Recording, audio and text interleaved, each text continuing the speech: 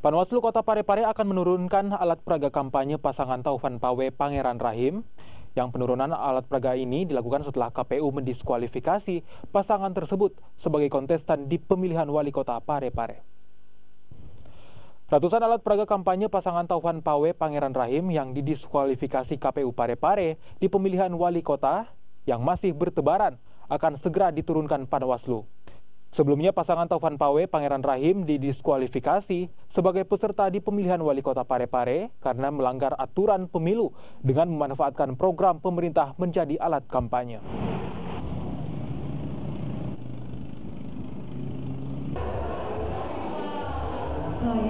Terkait APK, kami sudah koordinasi dengan KPU secara lisan via telepon.